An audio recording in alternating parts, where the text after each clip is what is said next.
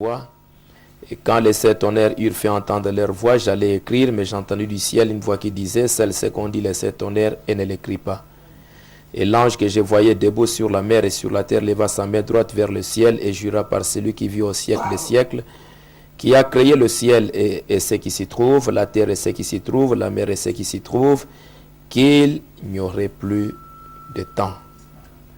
Mais qu'au jour de la voix du septième ange, quand il sonnerait de la trompette, le mystère de Dieu s'accomplirait comme il a annoncé à ses serviteurs les prophètes. Prions le Seigneur, notre Père et notre Dieu. Nous te remercions encore une fois de cette occasion que tu nous donnes d'être rassemblés dans ta maison. Seigneur, que tu bénisses le pasteur Kambale pour cette inspiration qu'il a eue et son Église pour pouvoir, Seigneur, notre Dieu, nous rassembler et pouvoir célébrer, fêter ensemble, Seigneur, les 10 ans depuis que toi tu as commencé cette œuvre ici.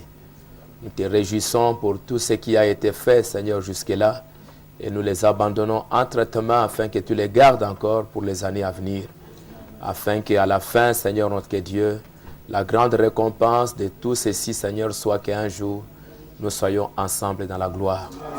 Merci pour cela, Seigneur, notre Dieu. Merci pour tout ce que nous avions déjà entendu au travers de tes serviteurs, pour pouvoir édifier notre foi et, Seigneur notre Dieu, nous montrer les temps dans lesquels nous vivons. Accorde-nous ta grâce, Seigneur notre Dieu, et conduis-nous alors que nous continuons dans la même pensée et que chacun, Seigneur, apportant une petite pierre pour l'édification de ton corps. Nous réclamons cette grâce, bénis tes enfants. Laisse que, ô Dieu Tout-Puissant, en écoutant ta parole, que celui qui est malade puisse recevoir la guérison. Celui qui est troublé, Seigneur, il soit consolé. Celui qui a des problèmes reçoive la solution à ses problèmes.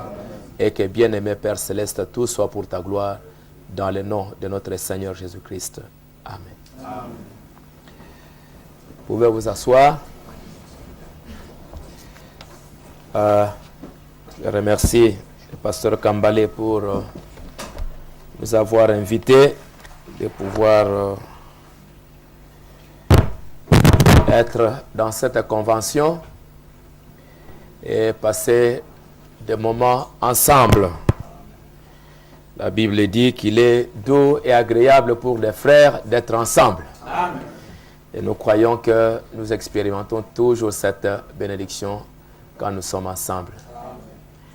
Et il nous a déjà donné les pas à suivre,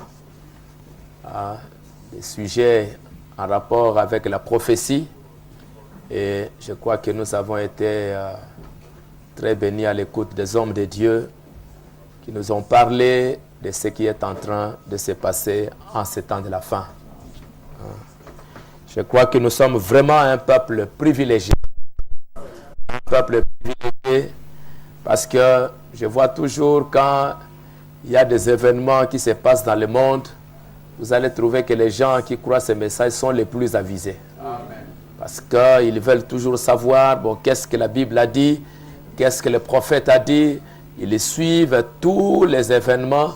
Et comme nous l'avions remarqué, vous pouvez voir comment le Saint-Esprit peut nous amener profondément dans les Écritures, dans le message pour nous faire montrer que tout ce qui se passe ici, ce n'est pas un hasard. C'est quelque chose qui se trouvait déjà dans l'agenda de Dieu. C'était déjà dans le programme de Dieu. Et que Dieu, ce n'est pas un homme qui, aujourd'hui, il pense ce qu'il va faire demain. Mais ce sont des choses qu'il avait déjà préparées et prédestinées dès avant la fondation du monde. Et qu'il a envoyé ses prophètes tout au travers de la Bible pour nous annoncer des grands événements qui doivent s'accomplir en ces temps de la fin. Et surtout, nous sommes un peuple privilégié parce que nous sommes les derniers. Comme le prophète l'a dit, que nous sommes la dernière génération des mortels. Amen. Donc, après nous ici, il n'y en aura plus. Donc, nous sommes les derniers qui vont être des mortels. Après cela, c'est Dieu qui va se révéler aux Juifs. Mais pour nous, pour les gens des nations, nous sommes la dernière génération. Et nous sommes les dernières personnes à voir tout ce qui a été écrit dans cette Bible s'accomplir, nous devons voir cela. Parce que c'est pour notre édification et c'est pour notre départ. Et comme nous l'avons déjà entendu par le pasteur Léonard, que nous vivons dans un âge prophétique. Nous vivons un temps où beaucoup de prophéties doivent s'accomplir. Dieu a envoyé des prophètes pour annoncer ces événements. Et pour que, quand ces événements s'accomplissent aussi, nous avons toujours besoin aussi d'un prophète pour nous révéler cela.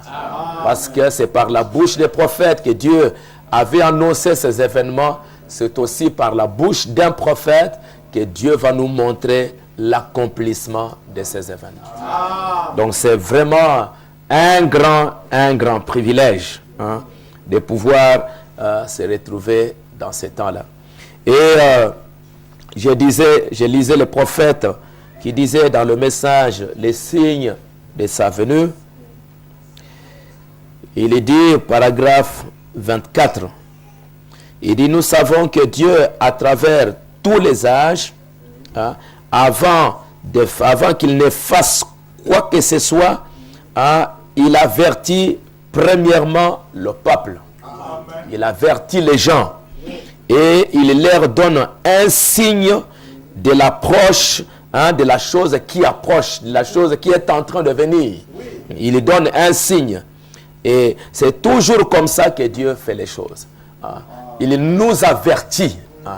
Parce que toutes ces choses dont nous entendons les prophètes à parler, et nous écoutons les hommes de Dieu en train de nous parler, ce ne sont pas juste des événements qui vont arriver comme ça, et puis bon, nous partons. Ce n'est pas comme ça que ça va se faire. Dieu nous avertit qu'il va y avoir des choses qui vont arriver. Parce que quand ces choses arrivent ou vont arriver, nous sommes les grands acteurs dans cette affaire. Nous allons nous confronter à ces choses-là. C'est un combat qui arrive. Ce n'est pas juste une annonce. Et écoutez, des choses vont venir. Bon, ok. Et après, nous partons. Ce n'est pas comme ça. Ces choses-là, quand ça vient, nous allons avoir un combat. Nous devons combattre parce que ce sont des choses qui viennent pour nous détruire. Ce sont des choses qui viennent pour nous combattre. Alors, nous aussi, nous devons nous préparer pour les affronter, les vaincre et partir. Parce que toutes ces choses-là, ce n'est pas juste des annonces. Et écoutez, ça vient, et puis bon, vous regardez, et puis après vous partez. Non, non. Ce sont des choses qui viennent pour vous détruire, pour vous combattre. La bête, quand elle vient, tous ces événements que nous venons d'entendre concernant le Rome, concernant la crise monétaire, toutes ces affaires-là, c'est pour nous combattre. C'est pour combattre l'épouse. Et Dieu nous avertit que ça va venir. Et quand il nous avertit que ça va venir, il nous dit aussi que quand ça vient, regardez comment vous allez vous comporter pour vaincre ça. Parce que c'est une bataille. C'est un combat. Donc quand nous écoutons, Dieu ne nous informe pas, comme nous faisons, comme le prophète, le pasteur Kalbi a dit, ce n'est pas juste une information. Mais il nous révèle, il nous dit, voilà, mes enfants, il y a ça qui va venir. Il y a ça, ça va venir. Ça va venir. Alors, vous préparez-vous. Préparez-vous. Ça va venir comme ça va faire ça, ça va faire ça. Et vous aussi, regardez, pour vaincre, il faut prendre cette position. Et nous sommes privilégiés. Parce que nous sommes dans un combat. Le combat qui avait commencé au ciel, et c'est descendu sur la terre. Nous sommes les derniers acteurs dans ce combat. Et avant de partir, la Bible dit, c'est lui qui vaincra. Et je crois que par la grâce de Dieu, nous allons vaincre. Nous sommes l'épouse pour vaincre. Amen. Donc Dieu est en train de nous avertir. De nous avertir et de nous armer aussi. De nous armer pour vaincre le diable. Le prophète de Dieu dit dans le message, la tempête qui arrive, ou la tempête qui approche, il dit ceci.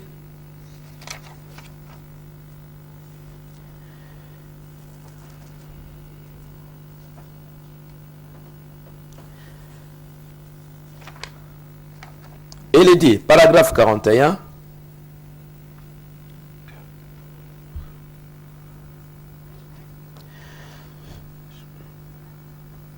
Jésus parlait ici d'une tempête qui approche et qui doit frapper chaque homme et chaque femme qui est dans le monde. Il n'y a aucun moyen d'y échapper. Cette tempête vous frappera l'un ou l'autre jour. C'est en fonction du genre de fondation que vous avez que votre maison tiendra le coup ou pas. Donc, on nous a parlé aussi de la fondation. Beaucoup de vies ont été épargnées grâce aux dispositions prises en vue des tempêtes. Et nombre de vies ont été perdues aussi pour avoir négligé l'avertissement sur des tempêtes qui approchent. Donc tout ce que nous venons d'entendre ce matin, hier, ainsi de suite, ce sont des avertissements que Dieu nous donne. Amen.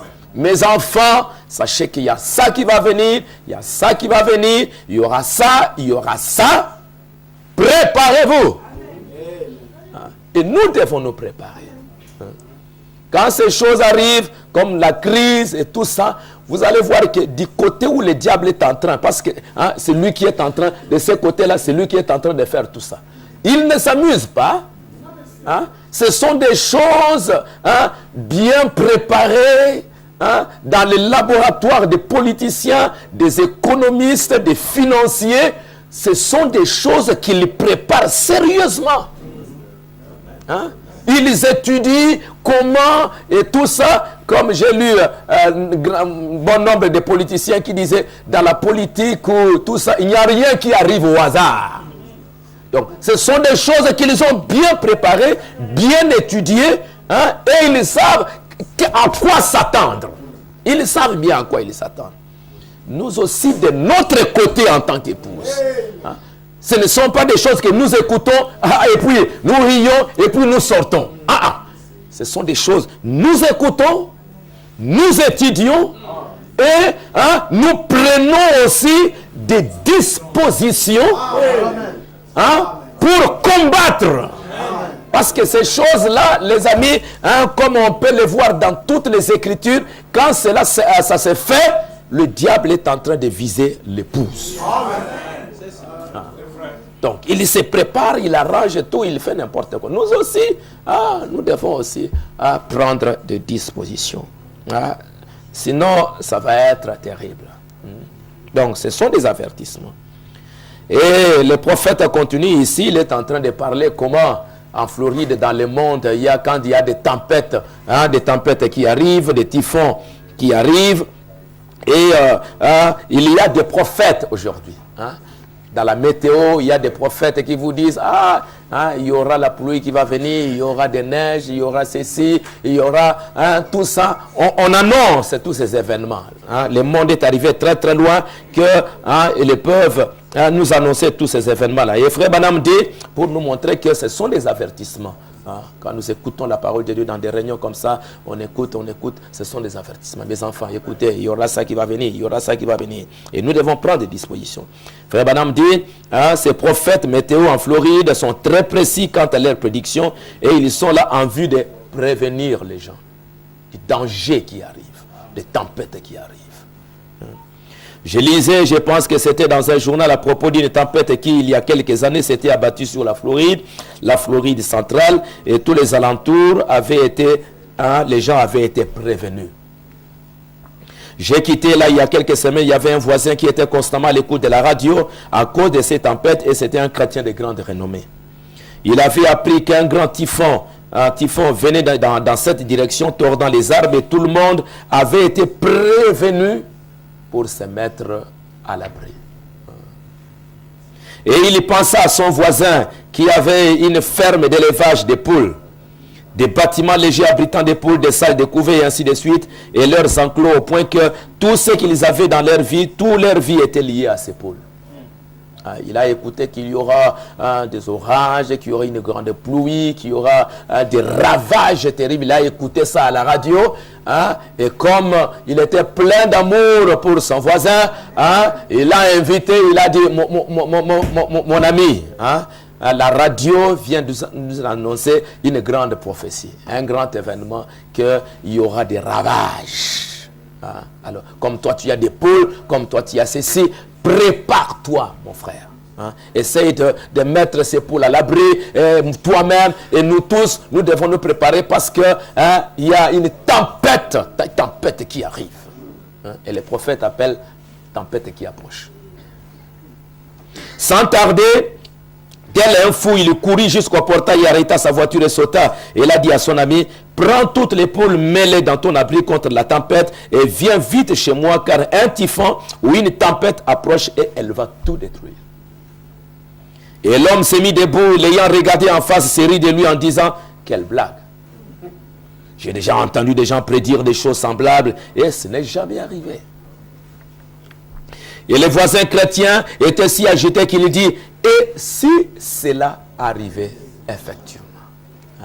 Frère Branham a prêché, messieurs, quelle heure est-il? Il posait beaucoup de questions, est-ce que c'est ça? Mais vous dites que ce n'est pas ça, mais si c'était ça. Si la chose devait arriver, qu'est-ce que vous allez faire? Nous entendons tout le temps des remarques du genre, j'ai appris que ceci va arriver, que cela va arriver, mais cela arrivera un de ces jours. Il nous est avantageux d'écouter chaque avertissement. Les hommes de Dieu qui sont levés ici pour parler, ce sont des avertissements. Mais cet homme dit, je n'ai pas le temps pour de telles absurdités. Je lève des poules et je n'ai pas le temps pour ça. Et il a crié à haute voix, les voisins disent, pour l'amour de Dieu, laisse ces poules, John, viens vite toi et ta famille. Si tu ne veux pas croire cela, laisse même ta famille venir. Mon frère, prépare-toi. Dis, laisse-moi, ce sont des blagues. On nous a toujours raconté qu'il y aura ceci, qu'il y aura ça. Mais après tout, on ne voit absolument rien qui arrive. Ça, ce sont des histoires que toi, tu es en train de raconter. Son ami qui l'aimait tellement, il a dit, écoutez, même si toi-même tu considères que ce sont des blagues, mais même pour ta famille, amène ta famille dans ma maison, et c'est même ces poules-là, ainsi de suite. Il dit, je ne permettrai même pas que ma famille s'emballe dans quelques avertissements radiophoniques. Mes enfants et moi, nous avons décidé de vivre comme ça, et ma femme m'écoutera car je suis le chef de la famille.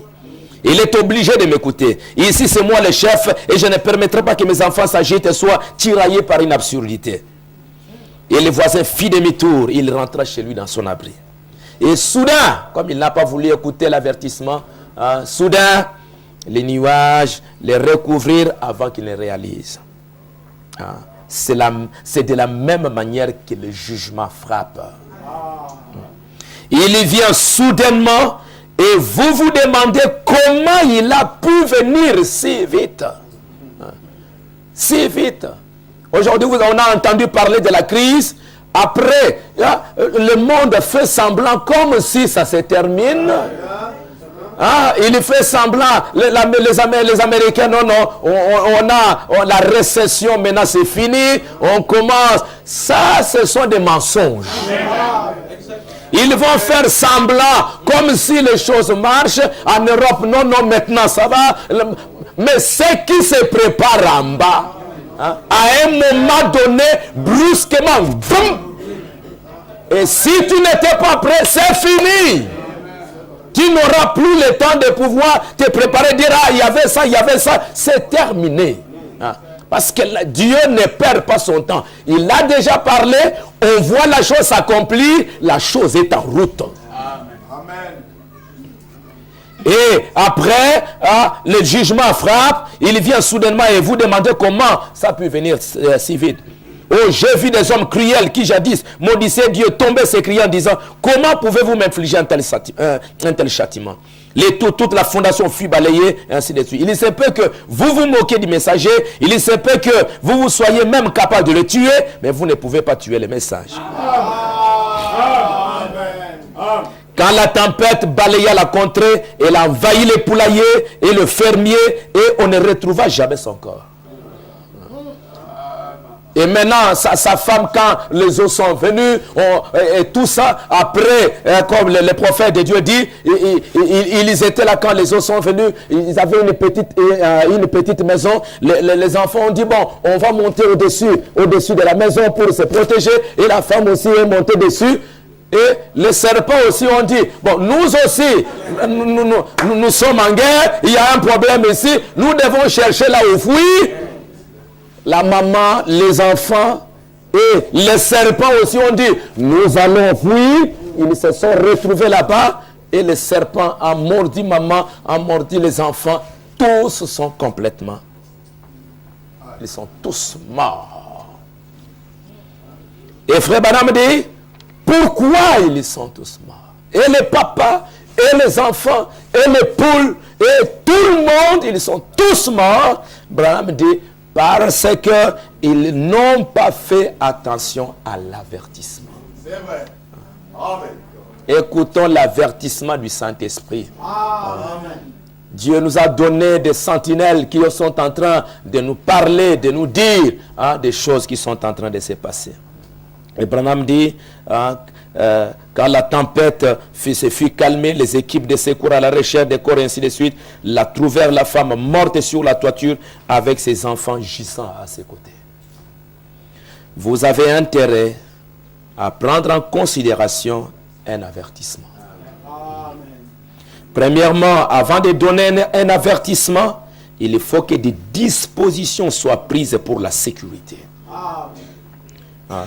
Et aujourd'hui, Dieu nous a envoyé ses prophètes pour pouvoir nous aider et nous montrer vraiment que nous sommes à la fin. Dans Messieurs, quelle heure est-il? Frère Branham dit,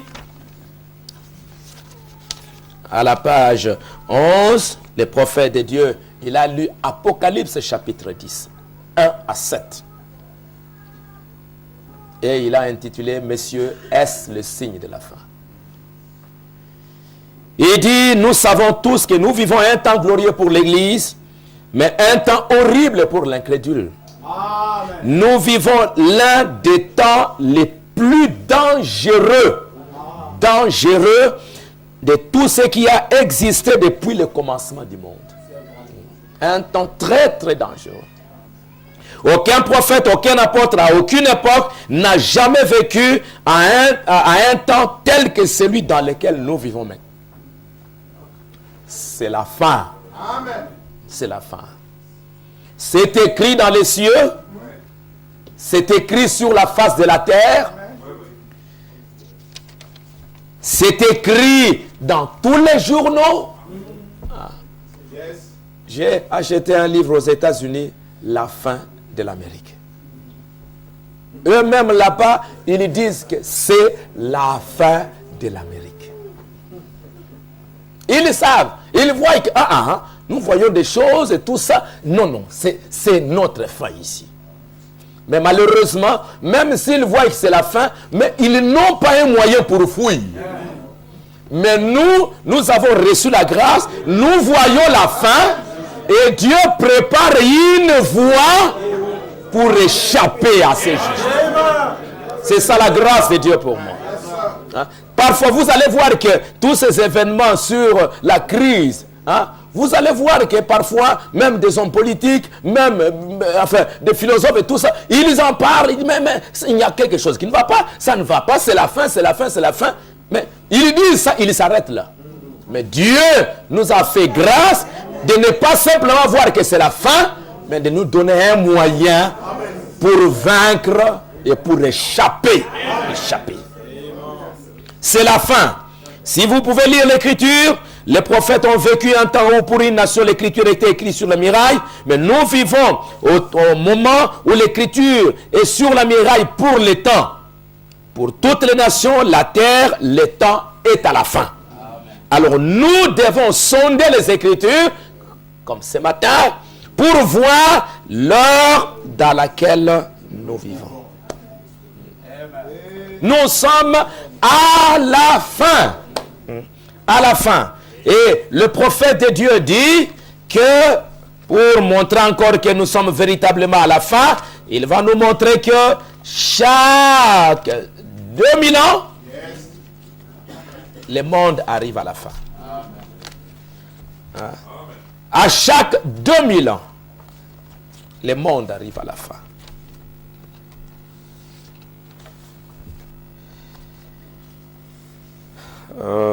C'est bien juste de répéter un peu la même chose pour que ça entre. Pour que ça entre vraiment. Parce que sinon, parfois, on peut être très distrait. On peut être très distrait. On va quitter ici comme on l'a entendu. Bon, c'était bon, c'était... Non, frère. Quand nous allons quitter ici, n'allez pas juste... on nous a dit que la crise. Non.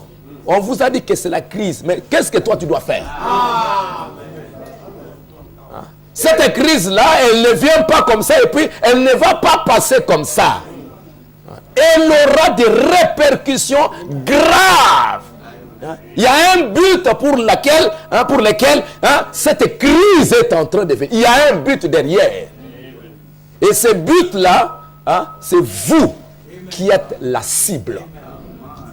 C'est vous, l'épouse, qui êtes la cible. Ce n'est pas pour rien, ça ne vient pas pour juste... non. Les méchants, que ce soit les hommes d'affaires, même si ils pleurent, et bon, ça c'est le jugement, ils vont aller en enfer. Mais toi, pourquoi ça vient? Il faut me demander, pourquoi ça vient? Branham dit dans le message, que ferez-vous? Que ferai-je de Jésus appelé le Christ?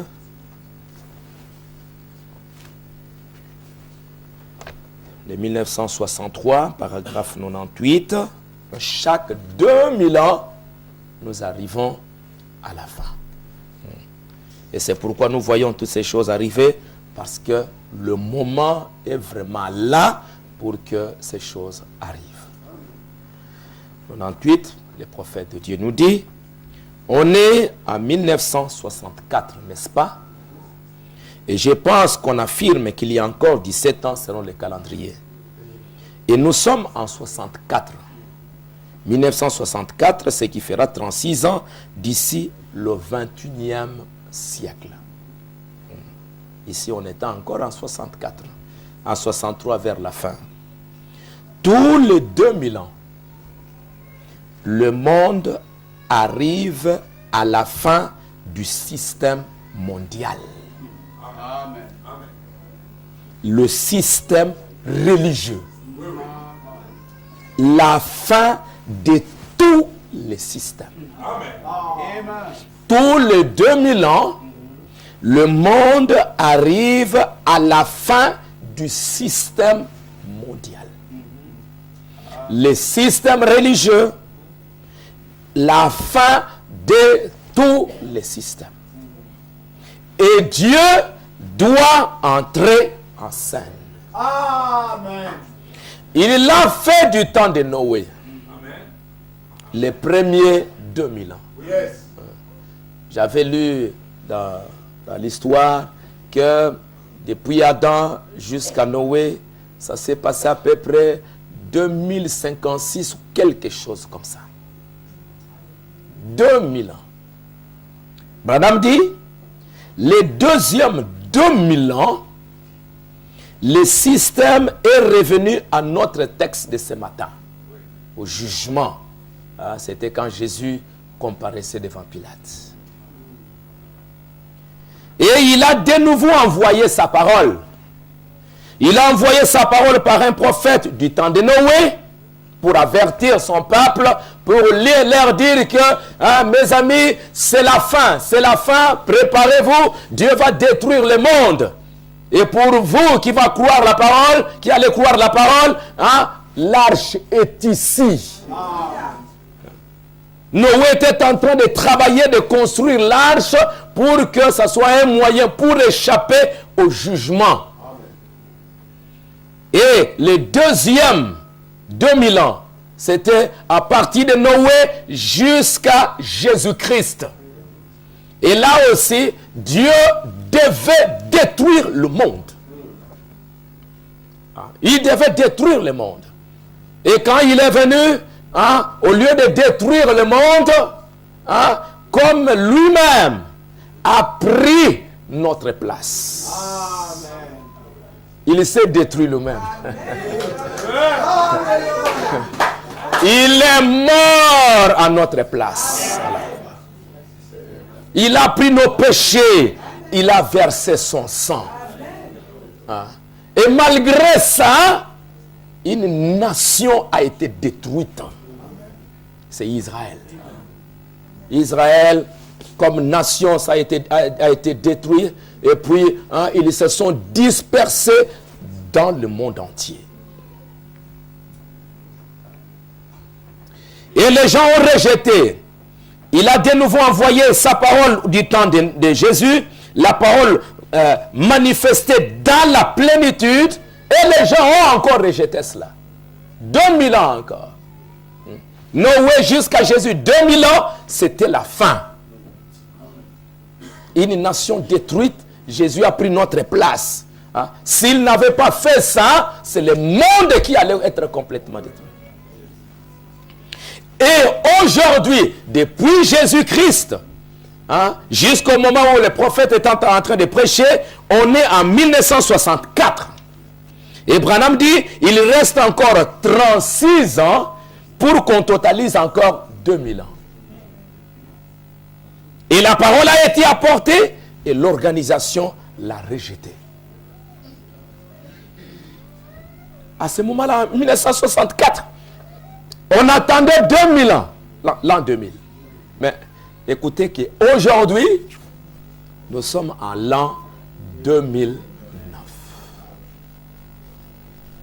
Il est plus tard que nous ne le pensons. Donc, nous sommes maintenant en plein temps où, d'un moment à un autre, la destruction totale peut venir, n'importe quoi. Et nous sommes déjà dans cet engrenage-là de la destruction. Nous sommes déjà dans l'engrenage du jugement pour la destruction de cette terre. Parce qu'avant de détruire, nous l'avons entendu, il y a l'investigation.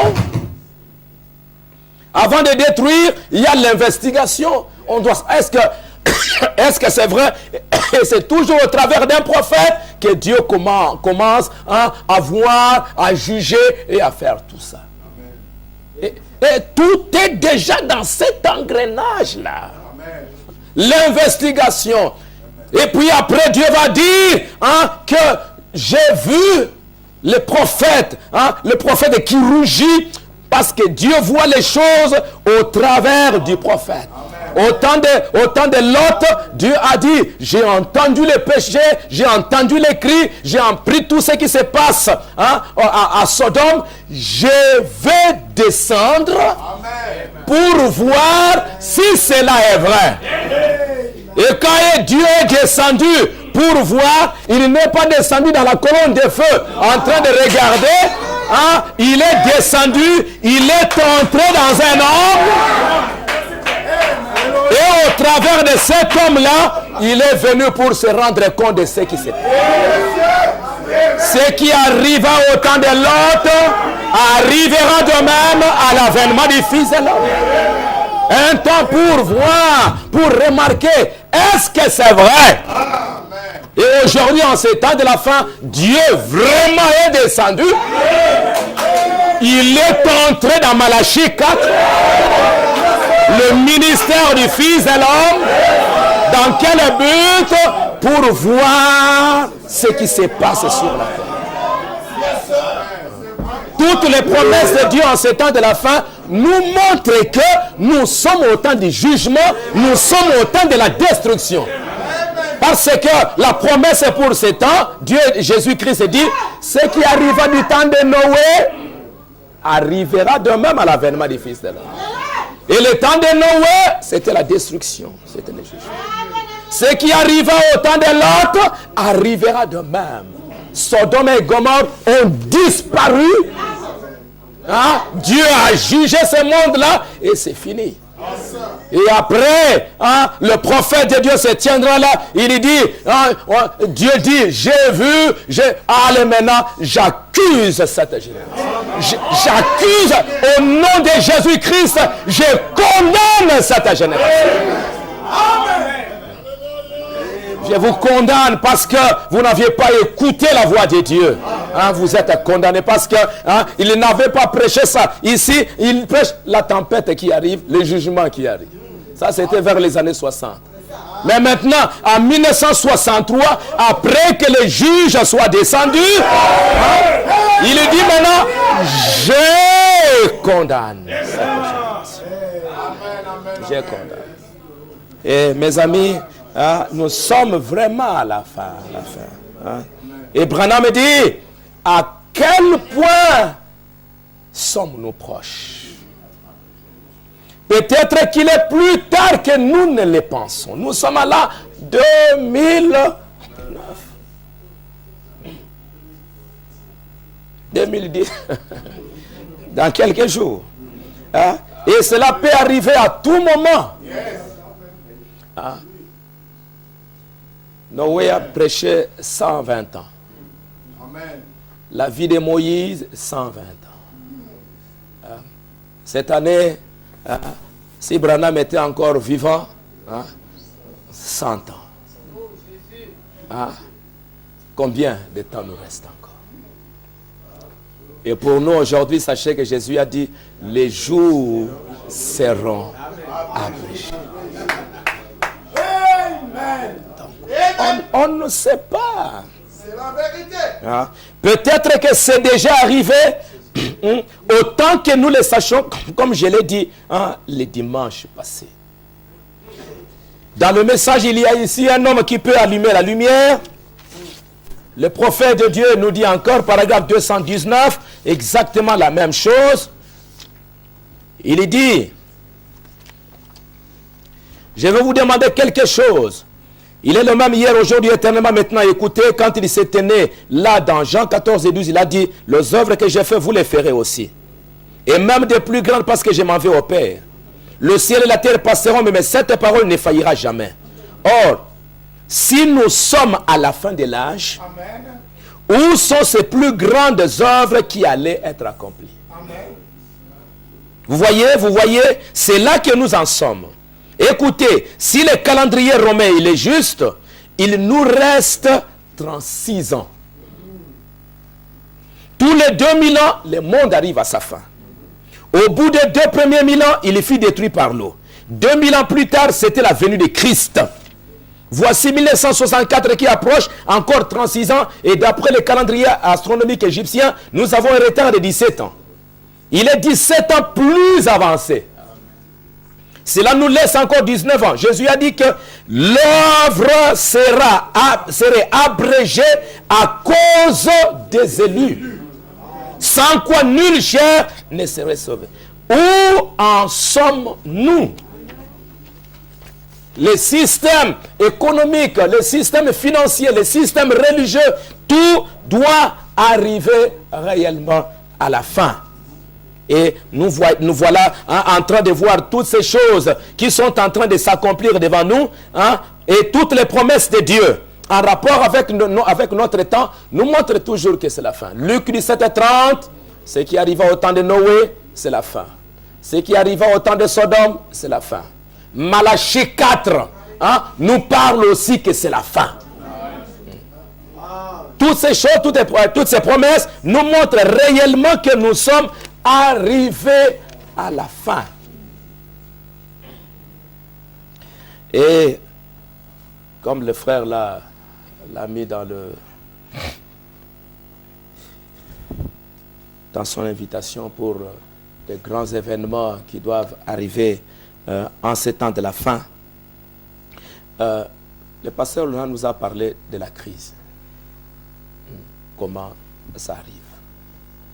Mais j'aimerais ajouter à ce qu'il a dit pour vous montrer que à la base de tout cela, il y a quelque chose à quoi nous devons vraiment veiller.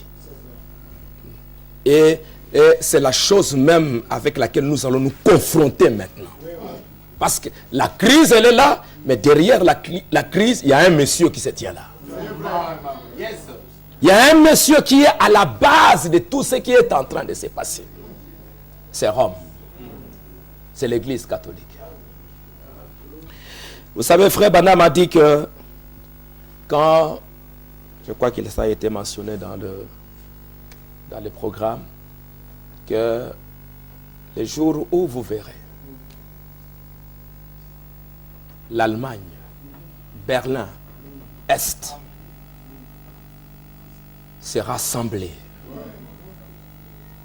les frontières de l'Empire romain, ces frontières vont retourner à l'ancien empire.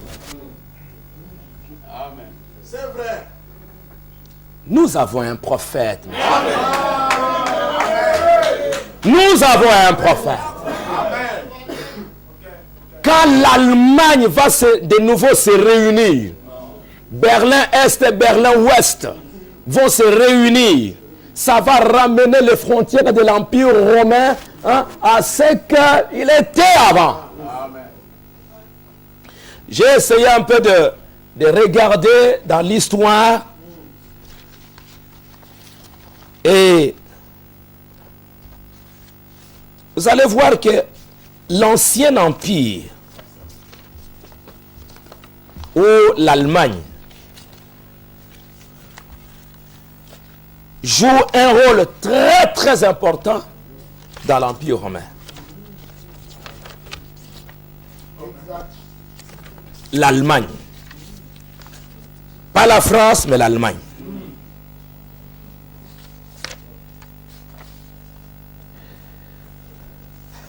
À un moment donné, l'Empire romain était appelé le Saint-Empire romain germanique.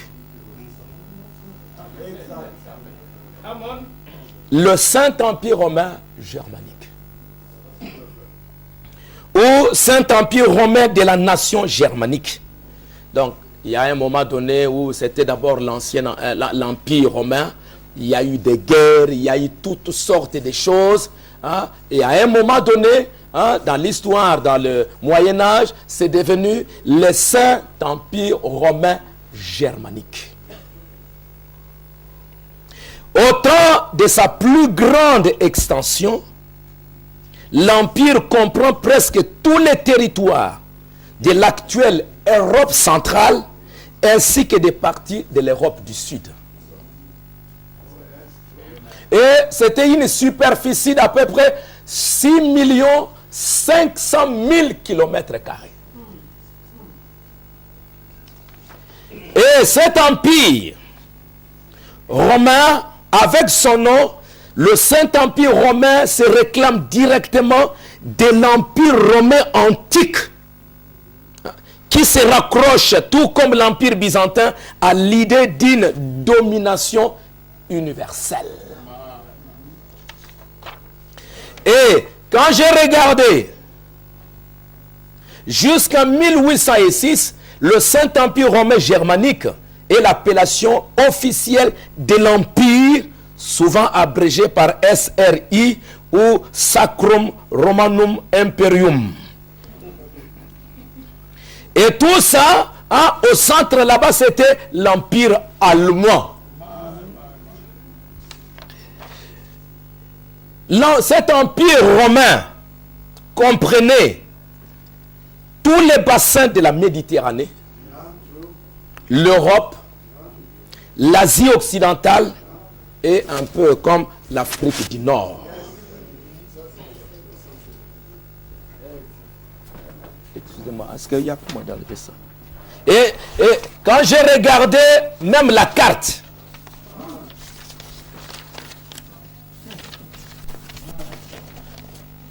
quand vous regardez même la carte, vous allez voir que, excusez-moi, je ne sais pas bien dessiner. Hein? Il y a ici la Grande-Bretagne, il y a ici l'Europe, avec l'Espagne, et tout ça, avec un peu l'Italie, qui vient là, et puis une partie de l'Asie, la Serbie, toute cette partie-là, ça faisait partie de l'Empire romain. Aussi, une partie de l'Afrique, l'Afrique du Nord. Il y a la Mauritanie, la Libye, l'autre pays c'est quoi? Il y a l'Égypte, il y a le Maroc, la Tunisie, l'Algérie et tout ça. Ça ne se termine pas là-bas. Ça allait jusque la Syrie, Israël.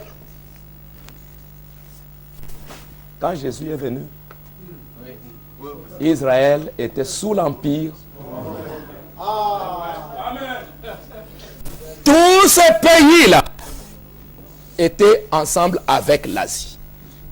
C'était un grand royaume, un très grand royaume. Hein? Ça fait un très grand royaume avec l'Afrique et tout. Et l'Allemagne est presque, je crois, ici au centre, quelque part. L'Allemagne est presque ici au centre. Et tout cet empire, à un moment donné, s'était appelé le Saint-Empire romain germanique. Parce que, à un moment donné, c'était le roi de l'Allemagne qui dominait presque partout là-bas. Amen, amen. Et qu'est-ce qui s'est passé?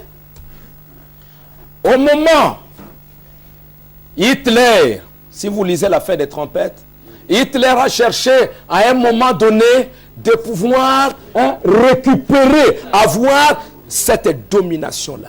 Et j'ai un livre comme ça, qui montre que Hitler, tout ce qu'il faisait, il y avait c'est lui qui est devenu le pape Pie XII. Au temps d'Hitler, Pie XII était l'ambassadeur du Vatican en Allemagne. Et c'est lui qui était en train de jouer bien le jeu. Hitler était bien loin et poussé, ont travaillé ensemble avec l'église catholique romaine.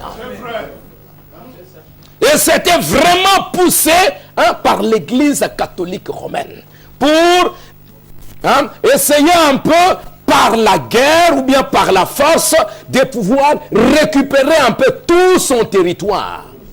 Mais malheureusement, ça n'a pas marché en ces temps-là. Et malheureusement, ces temps-là, c'est l'Allemagne qui a été divisée. Et Frère Branham me dit maintenant que quand les deux Allemagnes vont se réunir, comme c'était appelé à un moment le Saint-Empire romain germanique, c'est parce que l'Allemagne était au centre de l'affaire. Quand l'Allemagne va se réunir, ça va retourner à ses frontières. Et vous allez voir que quand cette réunification a eu lieu, c'était au moment du pape Jean-Paul II. Amen. Et Jean-Paul II, c'était quelqu'un qui venait de la Pologne. C'était un Polonais. Il était du côté de l'Est. Et c'est lui qui a travaillé, on n'a pas le temps de tout lire maintenant, le temps est déjà presque parti. C'est lui qui a vraiment travaillé pour la chute du communisme. Amen. c'est lui qui a vraiment travaillé pour que l'URSS, parce qu'il y avait tous ces territoires qui étaient à l'intérieur là, il y avait la Serbie, il y avait tous ces territoires-là. Ces territoires de ces pays-là étaient dans l'ancien empire romain. Et Rome, pour sa puissance, doit récupérer tout son territoire. Et pour récupérer le territoire, il faut la chute du communisme. Il faut que ce mur-là soit détruit. On récupère Berlin. En récupérant Berlin, on récupère aussi tous les autres territoires. Amen. Et c'est ce qui a été fait. Le communisme, ça s'est complètement, l'URSS, ça s'est complètement désintégré. Et puis après, tous ces pays, la Serbie, et tout ça. Maintenant, j'ai entendu même que la Serbie demande d'entrer dans l'Union européenne. Et elle va entrer. Ça va entrer. Et après, quelques jours ici, j'avais entendu tous ces pays-là qui sont au nord ici. L'Union européenne avec l'Union des pays de la Méditerranée. Mais je me suis dit, mais qu'est-ce que ça a à voir, la Méditerranée?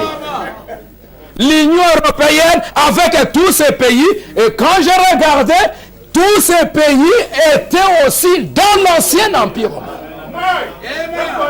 Et Israël, il est aussi dedans. L'Israël politique. Pas l'Israël religieux. L'Israël religieux, ce sont les 144 000. L'Israël religieux, c'est les 2 prophètes. Mais l'Israël politique va entrer. Comme nous l'avons entendu, il y aura alliance entre Rome et Israël. Et cette alliance-là, ce n'est pas avec les 144 000. Ce sera avec la politique. Et voilà comment, maintenant, tout ça revient pour former cette grande confédération. Amen. Et Rome, et tout ça, c'est pour l'Union européenne. Ça a commencé le traité de Rome. Amen. C'était à Rome que cela a commencé. L'Union européenne, maintenant c'était l'union un peu politique, maintenant c'est économique, maintenant c'est monétaire, maintenant c'est politique. J'ai appris, je ne sais pas si c'est vrai, que maintenant on veut nommer un président. C'est déjà fait. C'est un Belge. Un président de l'Union européenne. Mais tout ça, nous allons où? Et Branham me dit, l'église catholique, c'est Babylone. Et Babylone a été fondée par Nimrod. Et c'était l'intention de Nimrod dans Genèse de pouvoir confédérer, rassembler toutes les nations, avoir une même langue et puis créer quelque chose pour pouvoir dominer. Et nous voyons que l'intention de Nimrod revient encore en ces derniers jours. Et tout cela, nous voyons ça de nos propres yeux. Juste une petite déclaration du prophète, mais derrière cette déclaration, on voit tout un tas de choses qui sont en train d'arriver maintenant. Tout un tas de choses qui arrivent.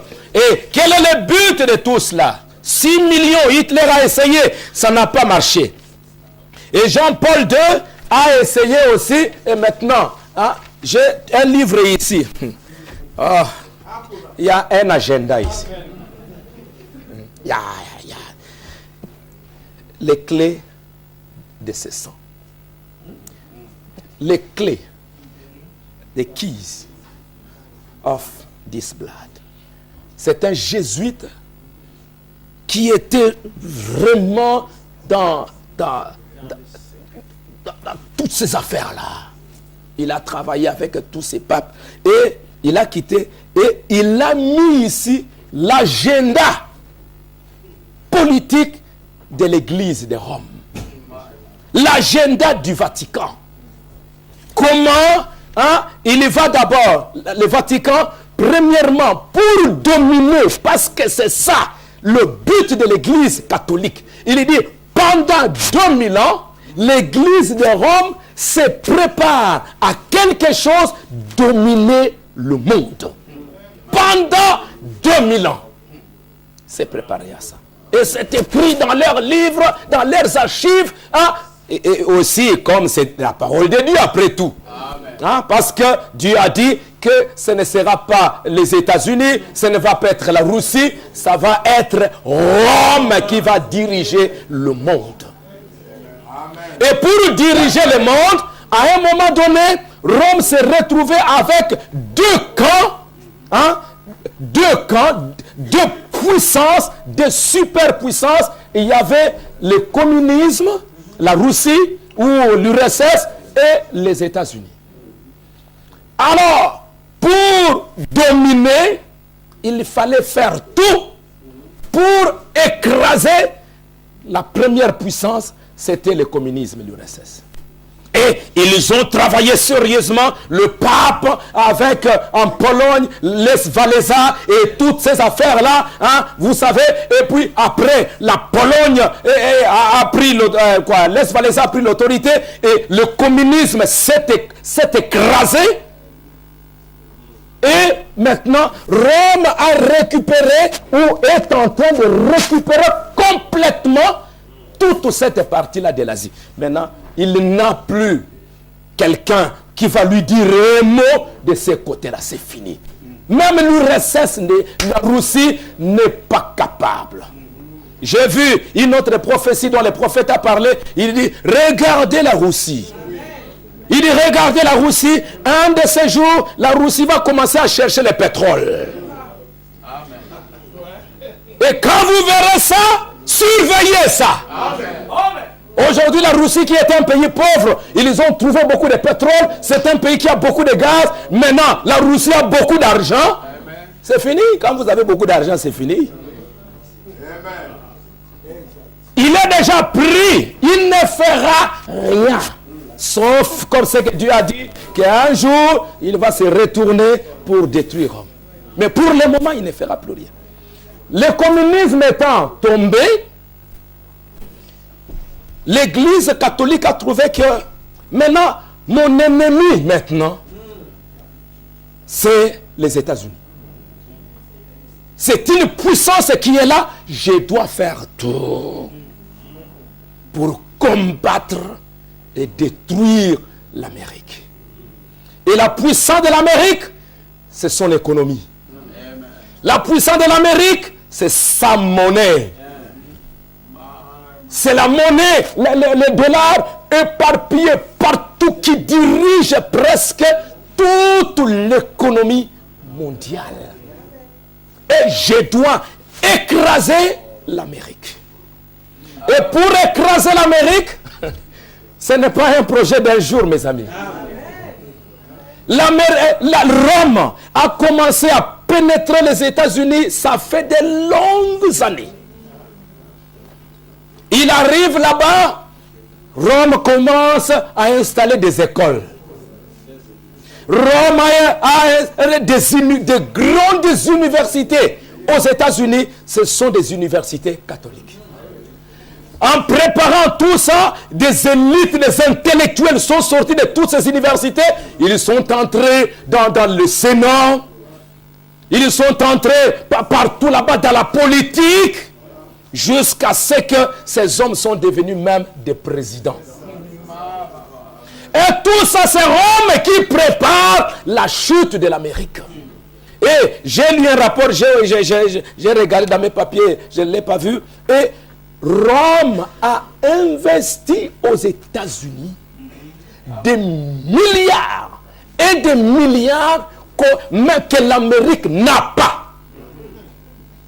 Des milliards et des milliards sont dans des banques américaines. Ce sont des banques catholiques qui sont là. Mais quand vous regardez, vous allez voir que c'est un monsieur qui est là. Mais ce monsieur-là, c'est un catholique.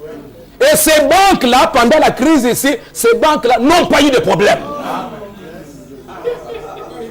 Parce que ce sont des banques protégées par l'Amérique. J'étais en train de lire. Et qu'est-ce que Rome est en train de chercher? Ce sont des génies. Ce sont des gens très intelligents. Hein? Ils font des choses proprement. Ils ne s'amusent pas, ces gens-là. Ils sont entrés dans les écoles, hein, et même la Bible, ceux qui ont essayé de faire, de retirer la Bible, hein, des écoles. Hein, Frère Branham a parlé d'une femme qui est... Tous, ce sont des femmes catholiques. Et il y avait Abraham Lincoln. Oh là là. Abraham Lincoln qui a fait une déclaration assez terrible pour dire que, mes amis, l'église catholique que vous voyez ici, c'est un monsieur terrible. Les jours où les gens sauront, Abraham Lincoln dit, les jours où les gens sauront ce que l'église de Rome est en train de faire ici, il y aura une guerre interminable. Et j'ai parlé avec des catholiques. Ils ont dit leur plan pour cette nation américaine. Si j'en parle aux gens, si j'ai dit aux gens ce qui doit se passer, ça va être terrible. Mais je n'ai pas le temps de le dire. Et donc, nous voyons que les derniers ennemis, ça doit être l'Amérique. Et ils doivent tout faire pour pouvoir casser l'Amérique. Et en cassant l'Amérique, hein, maintenant, Rome restera seule dans le monde et Rome va régner. Et c'est ce que nous sommes en train de vivre et de voir maintenant. Parce que la puissance de l'Amérique, c'est la puissance de sa monnaie. C'est son économie, ce sont les finances. Et après, comme maintenant, nous l'avons entendu, et que Rome a tout l'argent du monde entier. Maintenant, qui va, avec des dettes que l'Amérique a, qui va payer les dettes de l'Amérique? Qui va payer ces dettes-là?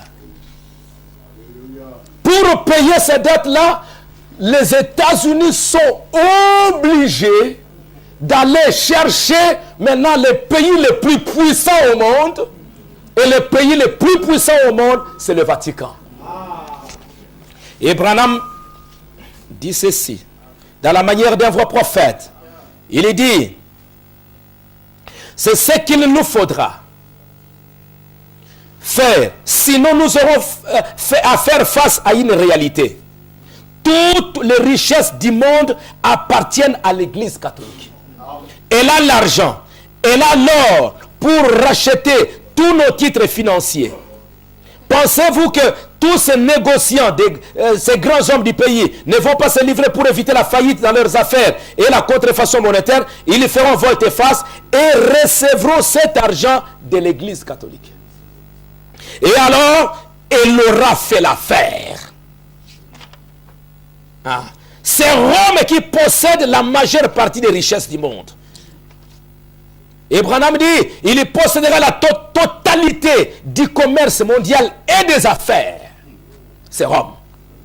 Et il fera un pacte avec le monde parce qu'il détiendra toutes les richesses du monde au complet. Un pacte. L'Église, le Vatican fera un pacte avec le monde. Et Branham dira vers la fin, ce sont des choses que vous connaissez juste pour reprendre un peu cela. Branham dit, à la fin, l'Église de Rome, dans l'exposé des anges, en attendant, Rome a acquis presque toutes les réserves d'or. Tout l'or, c'est Rome qui en a. Et j'ai des citations ici où le pape a demandé à tous ceux qui sont des présidents catholiques dans le monde entier de pouvoir l'aider dans cette crise. Les Juifs ont les titres et tout l'argent. Au temps marqué, la prostituée détruira le système monétaire actuel. La prostituée détruira le système monétaire actuel. En faisant rentrer tout l'argent et en exigeant l'or. Sans l'or, le système va s'effondrer. Et ça, c'est le prophète qui en a parlé. Et avec la crise, avec tout ce qui s'est passé, j'ai vu ici le pape Rome qui a préparé un document. Un grand document qu'il appelle un pacte financier. Et dans toutes ces affaires, vous voyez que le pape il est très très actif dans cette affaire. Amen. Très actif. Cette année, il est allé en Israël. Ce ne sont pas des choses inutiles. Il n'est pas allé se promener. Il n'est pas allé juste visiter. Un vieil homme comme ça, il n'a pas le temps d'aller juste à faire des visites inutiles. Il prépare quelque chose en bas. Et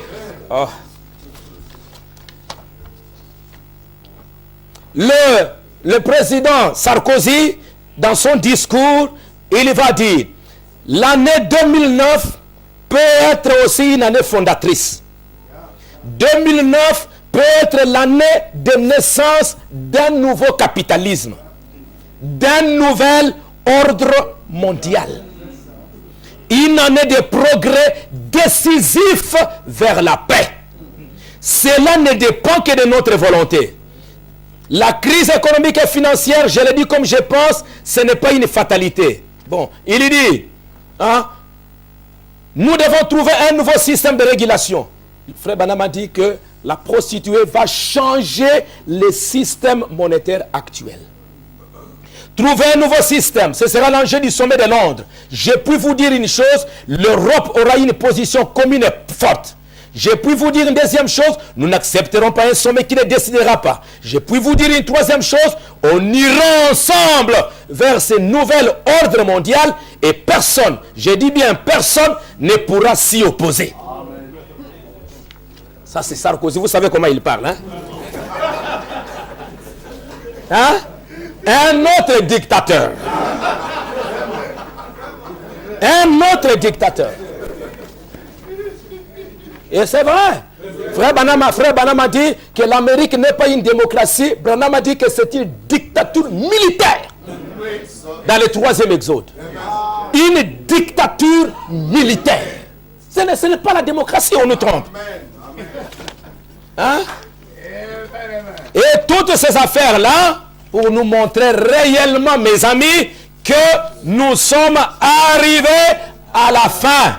Hein? Et le pape, dans son discours, il dit que il est urgent, de 52 pages, qu'il a envoyé à tous les politiciens du monde, pour leur dire que vous avez géré le monde, vous avez fait n'importe quoi, mais je vous dis qu'à partir de maintenant, vous aviez échoué. Vous devez, l'Église doit se mêler dans cette affaire. Vous avez échoué, l'Église doit se mêler. Et puis, un papier comme ça de 52 pages, il dira, il est urgent que soit mise en place une véritable autorité politique mondiale. Telle qu'elle a déjà été esquissée par mon prédécesseur, le bienheureux Jean 23. Une telle autorité devrait être réglée par les droits, se conformer de manière cohérente au principe de subsidiarité, et c'est un grand homme qui connaît les français. Et être ordonné à la réalisation du bien commun, s'engager pour la promotion d'un authentique développement humain, dans l'amour. Cette autorité devra en outre être reconnue par tous. Et cette autorité dont il parle ici, c'est lui-même. C'est lui-même. Parce que maintenant, il a l'argent, il a l'or, il a tout ce que vous voulez. Et maintenant, il peut bien diriger le monde. Et pourquoi ces choses arrivent? Ces choses arrivent pourquoi? Parce que maintenant, quand il aura l'argent, il veut être adoré. Ce qu'il cherche, c'est qu'un jour, pour accomplir des Thessaloniciens, pour accomplir toutes les Écritures, être adoré. Qu'il soit la seule personne au monde qu'on doit adorer sur cette terre. Et nous aussi, nous devons l'adorer. Quand ça s'est passé au temps de Daniel à Babylone, quand ces choses-là se mettaient en place, on doit avoir une statue, on doit faire ceci, on doit faire ça. Ces satrapes, ces religieux-là, ils faisaient ça en fonction de Daniel. Ils faisaient ça en fonction de Shadrach. C'est eux qui les étaient en train de viser. Parce qu'ils savent que les catholiques, les protestants, tout le monde, ils sont déjà embarqués dans la même histoire. Il y a un frère à Goma là-bas qui m'a dit que, pasteur, les catholiques sont venus et ils ont dit à tous les autres pasteurs qui sont là, si vous n'avez pas l'argent, nous vous donnons l'argent et nous achetons vos églises. Mais avec l'argent, il aura tout. Et pour vendre Jésus, qu'est-ce que Judas a fait? Comment Jésus a été vendu? C'était avec l'argent. Quand Judas a eu l'argent entre ses mains, c'est fini, il l'a livré. Et aujourd'hui, nous vivons ces événements-là qui doivent maintenant s'accomplir. C'est pourquoi s'il est vrai d'une part que le développement a besoin de religions et de cultures de différents peuples, il n'en reste pas moins vrai d'une autre part que opérer un discernement approprié nécessaire. La liberté religieuse ne veut pas dire indifférence religieuse. Ça, c'est le pape qui parle. Et elle n'implique pas que toutes les religions soient équivalentes. Donc, c'est pour dire qu'il y aura une religion qui va dominer sur les autres. Mais dans tout cela, mes amis, dans tout cela, ce que le diable est en train de faire, il est en train de préparer son coup pour nous montrer que réellement nous sommes arrivés à la fin. Le réchauffement climatique, on en parle. Le prophète dit ici que ça va arriver bientôt, conformément à l'Apocalypse au chapitre 16, qu'il y aura une grande chaleur dans le monde. Tous ces signes-là nous montrent vraiment qu'on est arrivé à la fin. Le pape se prépare proprement et correctement dans le but de dominer. Et la fin de cette domination-là, c'est nous qui devrions chercher à l'adorer. Il va nous chercher pour que nous puissions l'adorer. Mais Dieu va nous faire grâce. Si partout là-bas c'est la fin, si tous les signes nous montrent que c'est la fin, le Dieu, notre Dieu, qui laisse le diable en train de faire tout cela, la Bible dit, quand l'ennemi viendra comme un fleuve, quand l'ennemi viendra comme un fleuve, notre Dieu élèvera un étendard contre lui. Il se prépare. Nous aussi, l'épouse, nous devons nous préparer. Et sérieusement, tout ce que nous entendons, mes amis, ce n'est pas, c'est pour nous aider à nous préparer. Le diable se prépare, nous aussi nous allons. Dieu va nous donner un étendard que nous allons élever contre lui. Branham dit dans le temps de la fin, paragraphe 45, il dit, vous parlez toujours du monde devenu mauvais. Combien le monde est devenu méchant, c'est vrai. Mais regardez aussi comment l'Église devient plus glorieuse tous les temps. Nous manquons de regarder de ce côté-là. Jésus a dit, laissez-les croître ensemble. Alors que le monde devient de plus en plus méchant, l'Église devient de plus en plus puissante tous les temps. Et nous aussi, nous devons confirmer ça. Est-ce que vous me suivez? Nous devons confirmer ces écritures. Pendant que Rome est en train de devenir puissant, nous aussi de notre côté, nous devons nous préparer pour devenir puissants.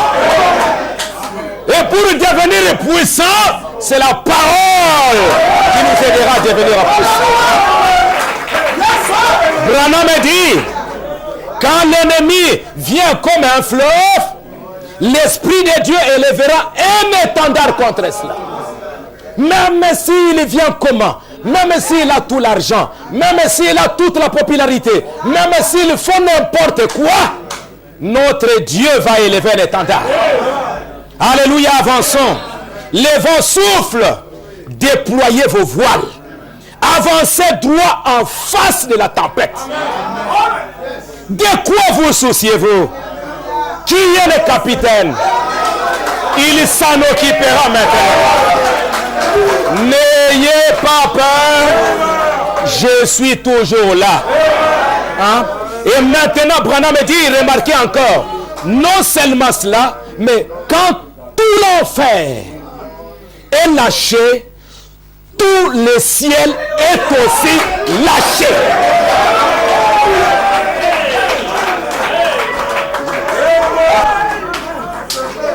Tout l'enfer vient contre nous.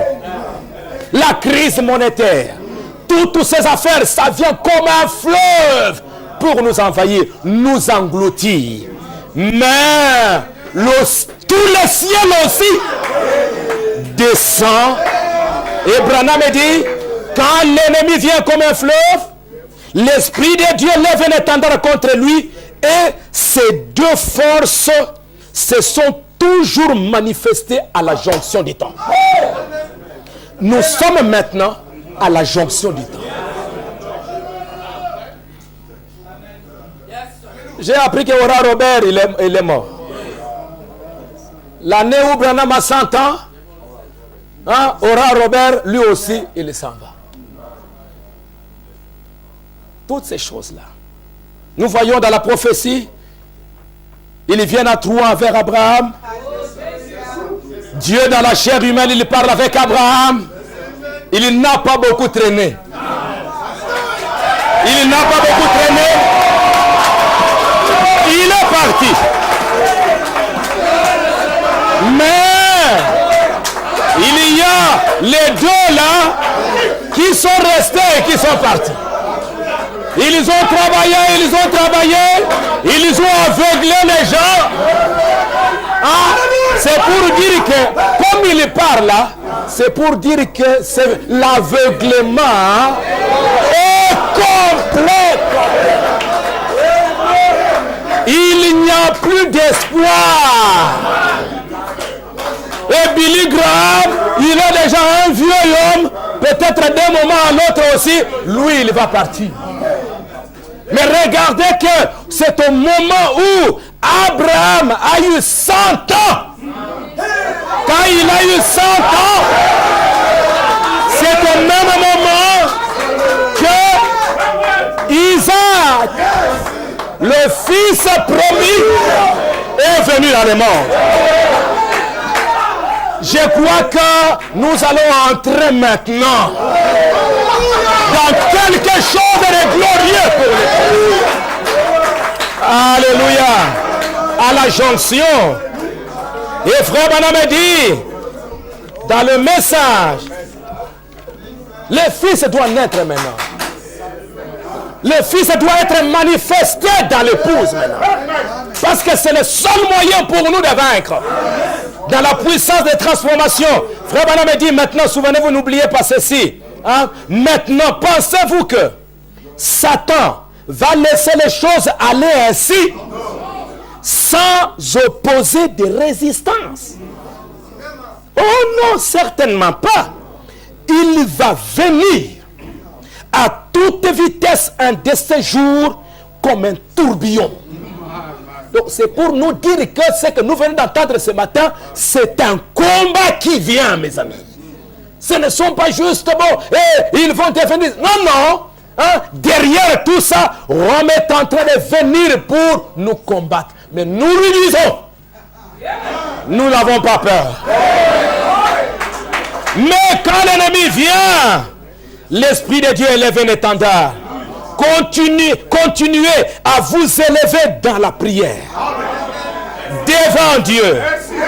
Restez étroitement unis. Aimez-vous les uns les autres. Hein? Et vous allez vaincre.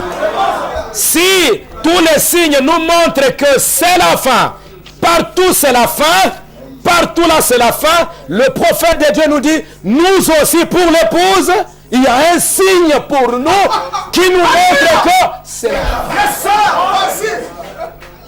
Nous voyons tout ça, c'est la fin, c'est la fin. Mais pour nous, ce n'est pas tellement ces signes-là qui nous disent que c'est la fin.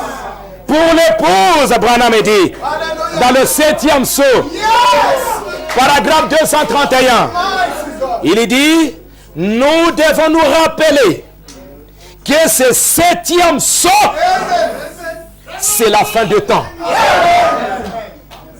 Les choses écrites dans les livres scellés de cette psaume, qui étaient scellés au sujet du plan de la rédemption, depuis avant la fondation du monde, tout ça, ça se termine. C'est la fin. C'est la fin de ce monde qui se débat. C'est la fin de la nature. C'est la fin de tout. C'est là que se trouve la fin des trompettes. C'est la fin des coupes. C'est la fin de la terre. C'est même la fin du temps. Et si vous voulez lire, il n'y a plus de temps. La Bible dit dans Apocalypse 10, 1 à 7, il n'y a plus de temps. Pour nous, c'est la fin. La fin pour nous, quand nous voyons tous ces signes-là apparaître pour montrer que la fin, la fin, la fin, la fin, la fin. Mais pour nous, l'étendard. Pour nous, l'étendard que Dieu va nous donner pour combattre ça, c'est le 7e psaume. Sans le 7e psaume, nous pouvons parler de toutes ces affaires-là, mais nous sommes vaincus à l'avance.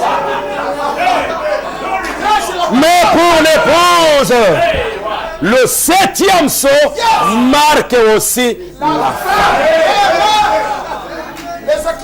Et frère Branham dit, tout arrive à sa fin. Dans cette période, la fin de ce 7e psaume, c'est la fin de l'âge de l'église. C'est la fin des trompettes. C'est la fin de tout. Pour qu'un jour, cette fin-là nous amène dans l'enlèvement et dans le millénium. C'est la fin. Et le 7e psaume, frère Branham dit, le 7e psaume, à la paragraphe 77, le chapitre 8 révèle la scène du 7e psaume. Alors que rien d'autre n'est révélé. Ce n'est pas révélé dans le 7e psaume. Où ça n'a rien à voir. La révélation du 7e psaume n'émet absolument aucun son. Rien du tout. Un silence absolu.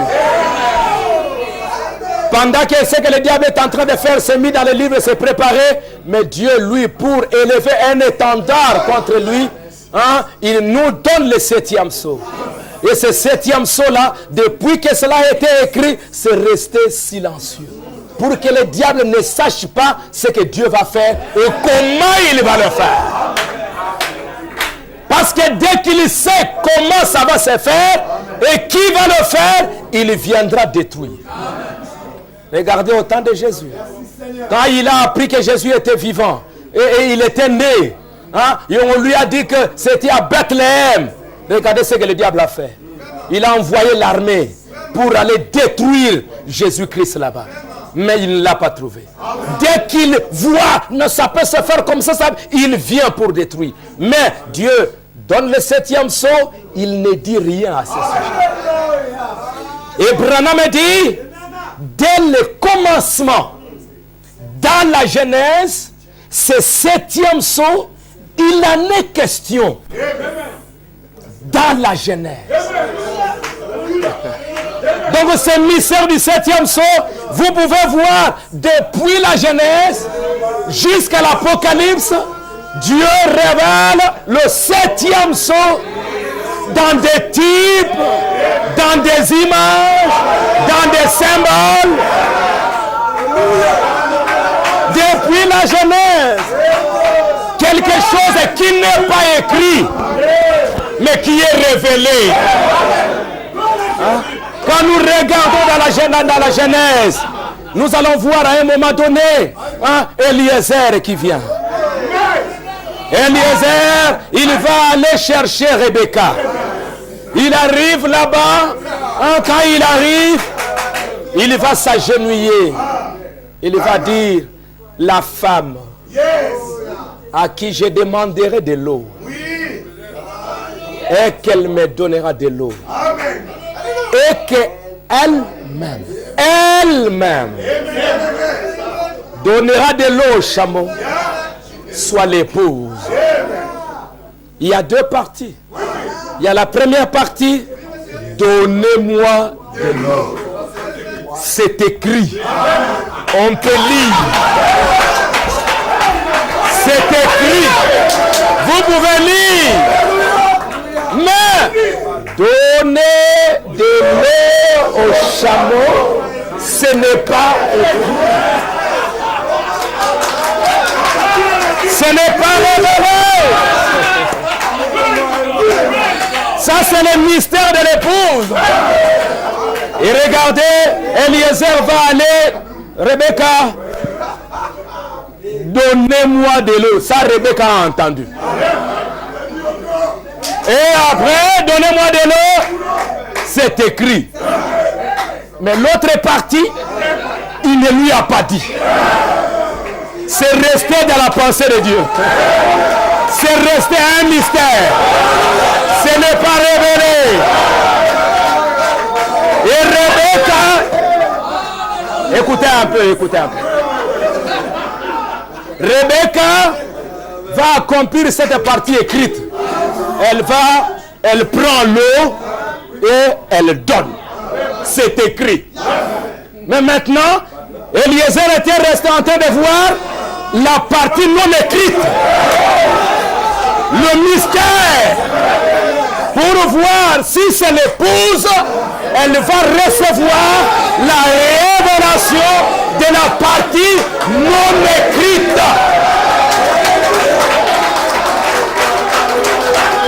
Alléluia.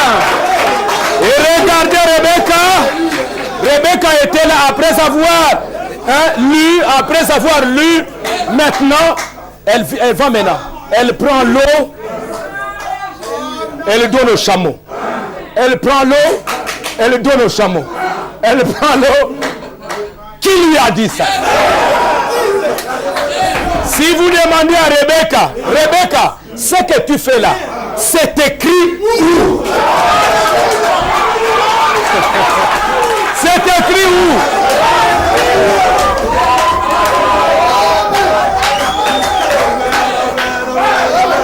Rebecca,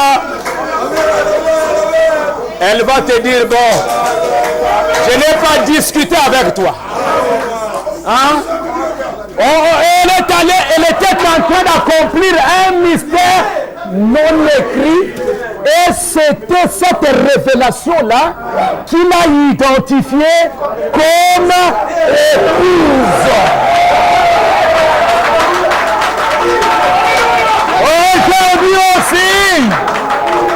Aujourd'hui aussi, l'épouse doit recevoir la révélation de la partie non écrite de la Bible. Ça, c'est Rebecca. Vous pouvez lui demander, vous pouvez lui poser des questions. Elle ne répond pas, mais elle est en train d'accomplir la pensée de Dieu. Aujourd'hui, nous aussi, l'épouse, nous sommes en train d'accomplir cette partie-là. Le 7e sceau. Vous allez lire Rahab, elle était là, une épouse dans le pays. Elle était là assise. Il y a eu, si vous lisez la Bible, dans Josué, 2 espions.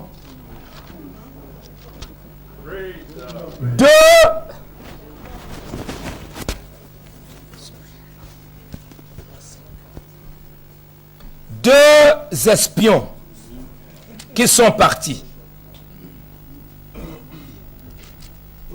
Et quand ces 2 espions sont partis, la Bible nous dit,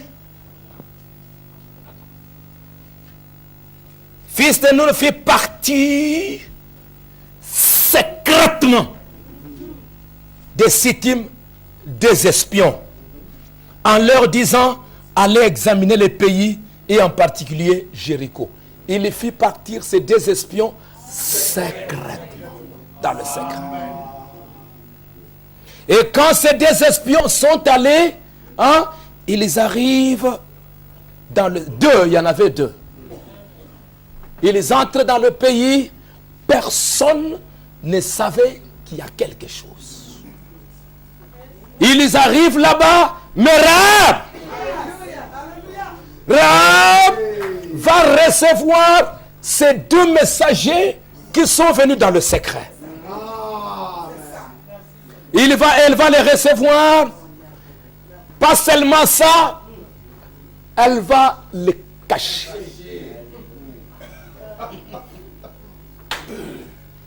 Et maintenant, quand les gens ont entendu, je ne sais pas, des bruits ou...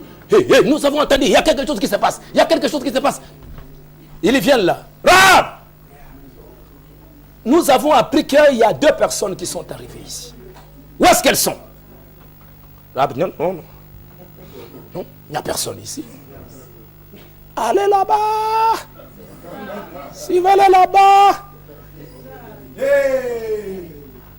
Rahab a caché le secret, a caché le mystère.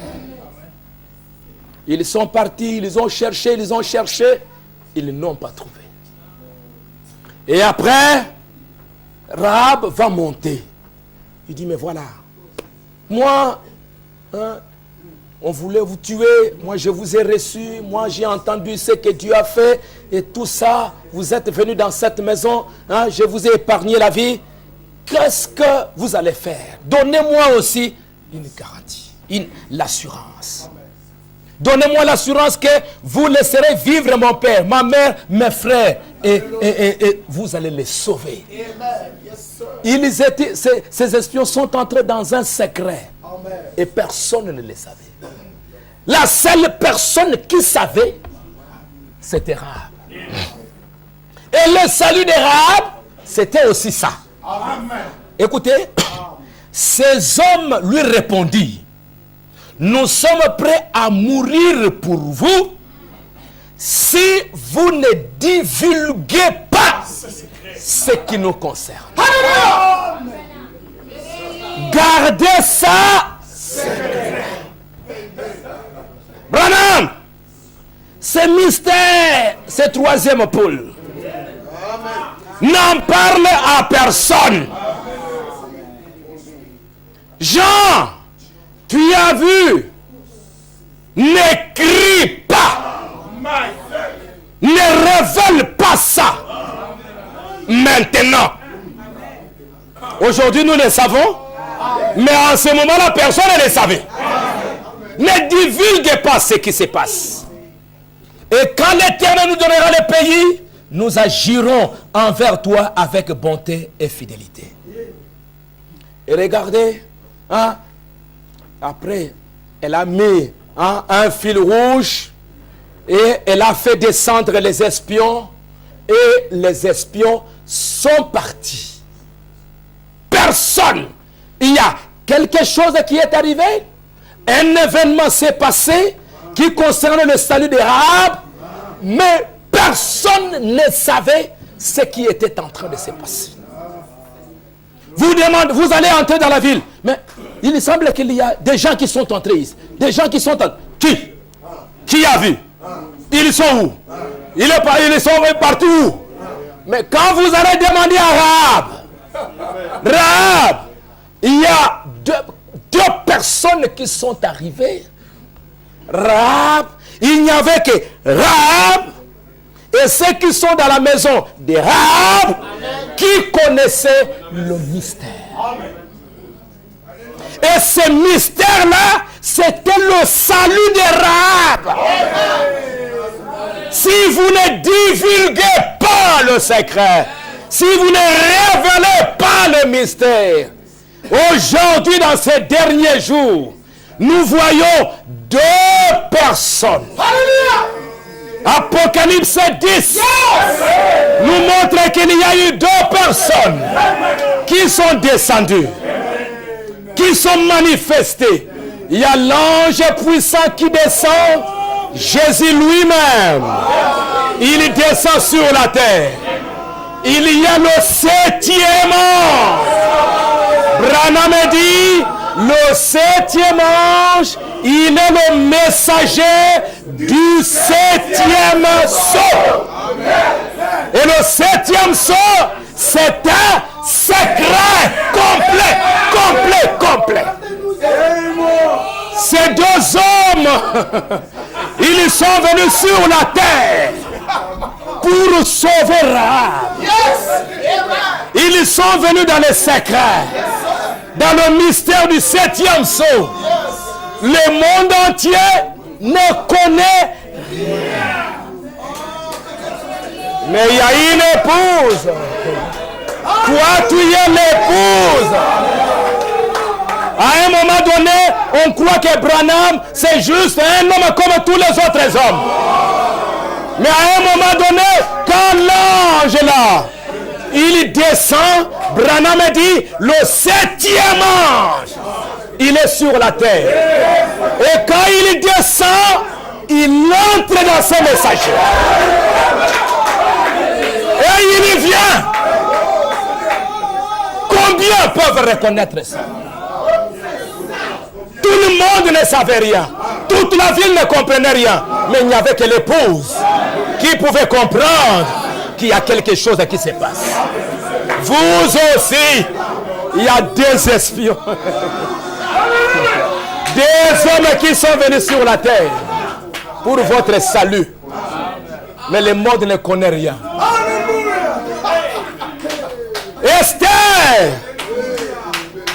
Esther, le mystère du septième sceau. Esther était l'épouse. Pour devenir l'épouse, Esther devait garder un secret, un mystère qu'elle ne devait pas révéler. C'est pourquoi aujourd'hui, il fallait que le septième sceau reste un mystère, mais ça va être révélé uniquement à l'épouse. Ce n'est pas une révélation en public. Esther était là. Mardochée lui dit, Esther, ton salut, ta gloire, ce sera que tu ne révèles pas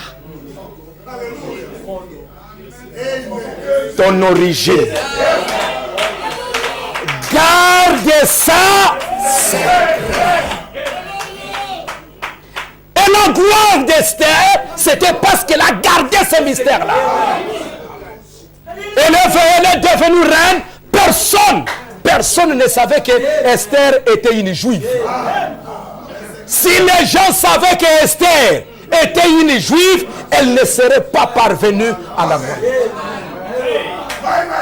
Elle a gardé secret. Elle est devenue reine. Personne ne le savait. Aujourd'hui, ce que nous sommes devenus, le monde ne le sait pas. Il y a quelque chose en vous. Quelque chose en vous que le monde ne sait pas. Mais bientôt, la chose va être révélée. Elle est devenue reine sous le mystère du silence. Et quand elle est devenue reine, après, l'autre là, Naaman, c'est Naaman? Aman a commencé à faire la pression. On va tuer tous les juifs, on va tuer tous les juifs. Et quand Aman faisait ça, il ne savait pas que Esther était une juive. Nous devons remercier Dieu pour le 7e saut. Ah, les gens disent, ce n'est pas écrit, ce n'est pas écrit. Ah, alors ça ne nous concerne pas. C'est ce qui n'est pas écrit là, c'est ça notre vie. Ce qui n'est pas écrit là, c'est notre salut. Si Esther avait révélé ce qu'elle était, elle ne serait pas parvenue à la retraite. Aman a préparé le coup pour la destruction des enfants d'Israël. Mardoché vient. Mardoché dit à Esther, Esther, on a gardé le secret pendant longtemps, mais maintenant, ce n'est plus le moyen de garder ça secret. Ça doit être révélé. Et Esther, elle dira, mais maintenant, je ne peux pas entrer dans la chambre du roi. C'est défendu. Ah, ce n'est pas possible. Ah, Esther, j'ai peur. N'ayez pas peur. Tu es déjà reine. Tu es déjà reine. Et j'aimerais vous dire, mes frères, vous avez reçu un grand mystère. Christ lui-même, le roi des rois, le Seigneur des seigneurs, il est descendu dans ces derniers jours pour vous prendre, vous, en mariage.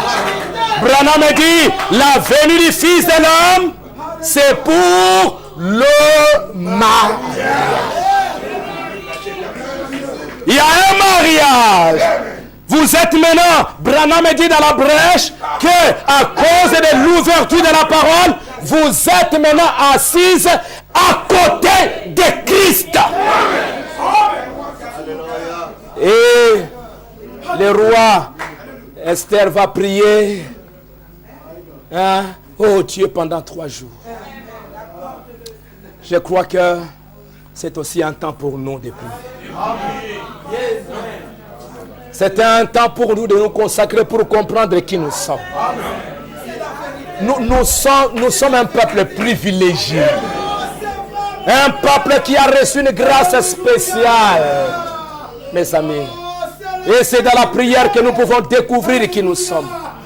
Et elle est allée la prier 3 jours. Et après avoir sorti, la Bible nous dit que Esther s'est habillée en reine. Elle a compris que je ne dois pas avoir peur. Elle a compris que je suis reine. Elle a compris sa place. Elle a compris sa position. Nous aussi, épouses, nous devons comprendre qui nous sommes maintenant. Quand nous disons qu'il est venu, mais c'est une chose glorieuse. Nous occupons une place extraordinaire dans l'économie de Dieu. Et quand Esther est habillée en reine, elle est partie. Et dès qu'elle partait là, le roi aussi sortait. Et le roi va prendre son sceptre. Le sceptre de sa royauté. Ah, il va étendre vers Esther. Il dit, Esther, prends ça. Et lisez la Bible. Demandez ce que vous voulez. Si c'est la moitié de mon royaume, je te donnerai la moitié de ce royaume. Aujourd'hui, Christ descend avec l'épée, la parole, l'autorité, le 3e épaule. Il dit, William Branham, prends ça. William Branham, quand il prend ça, la voix lui dit, c'est l'épée du roi. C'est le 3e poule. Demandez ce que vous voulez. Même si c'est la moitié de mon royaume, je vais te donner la moitié du royaume. Alléluia. Et avec l'autorité dans la main, l'autorité dans la main, la parole dans la main. Esther va dire maintenant. Et c'était à quel moment? C'était au moment où il y avait la pression. C'était au moment où on voulait tuer les Juifs. Où on voulait les écraser.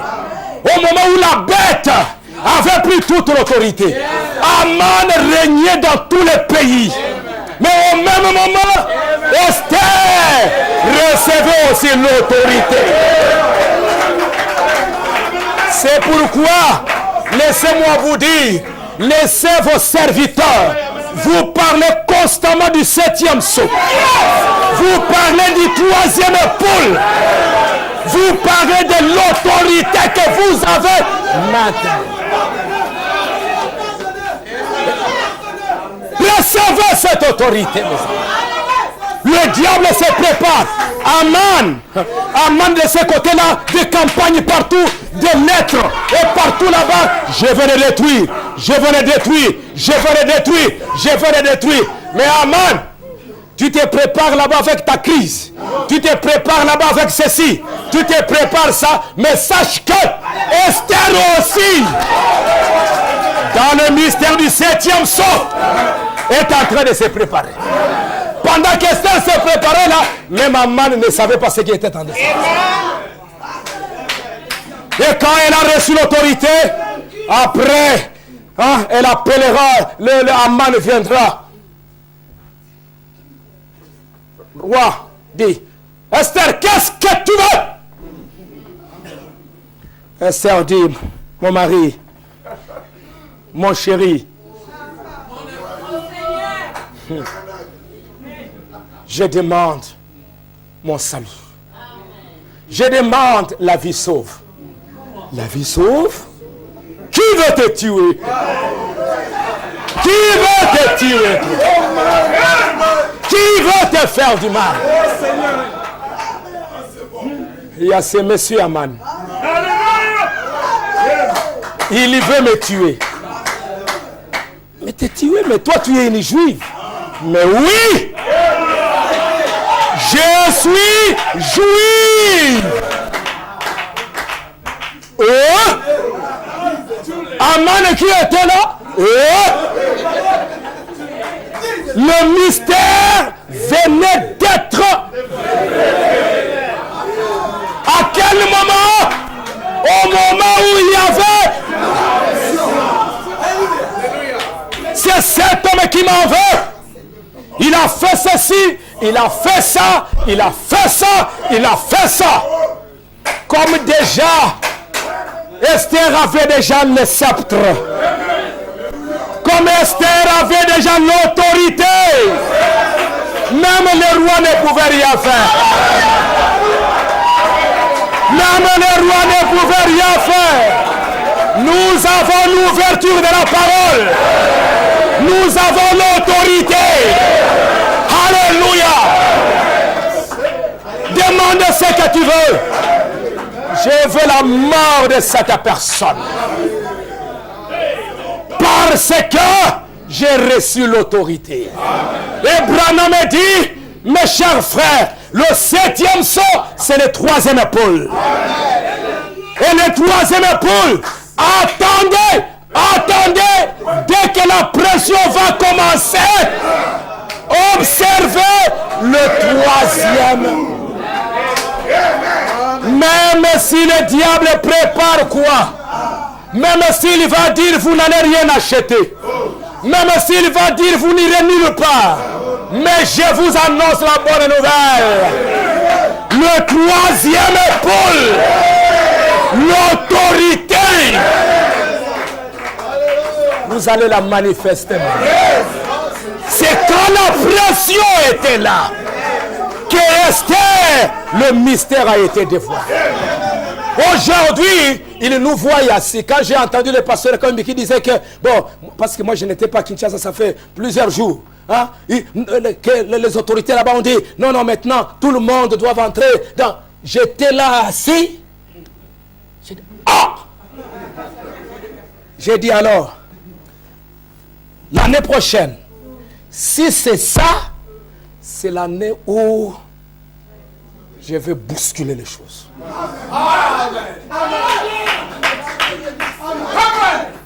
Nous ne sommes pas des petits messieurs. Nous ne sommes pas des petits messieurs. Nous sommes l'épouse.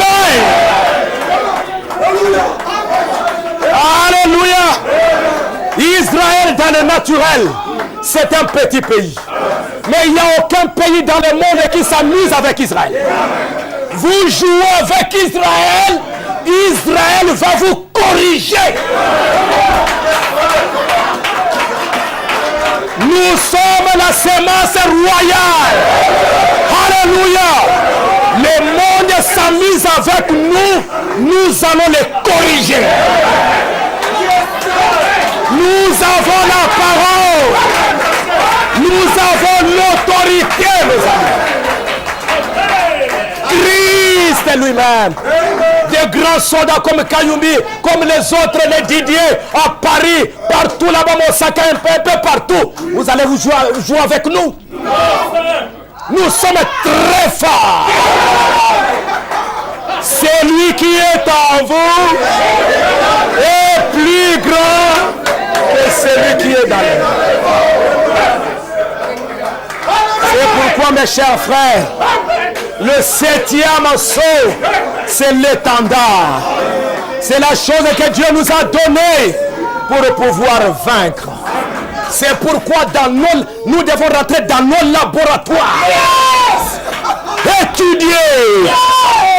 Étudier comment utiliser le 7e saut. Nous devons prendre ça, avaler. Manger la parole. Et nous allons vaincre. Que le Seigneur vous bénisse.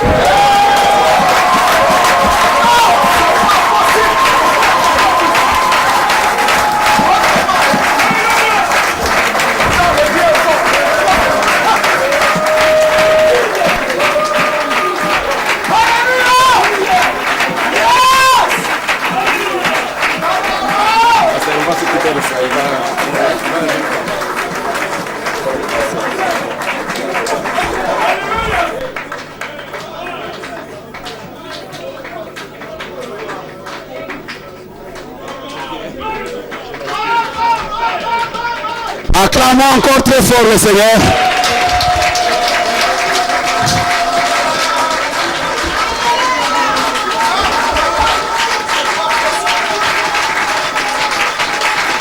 Amen. Que le nom du Seigneur soit béni. Que le nom du Seigneur soit béni. Ça c'est trop fort, n'est-ce pas? Comme William Branham disait, ça descend jusqu'à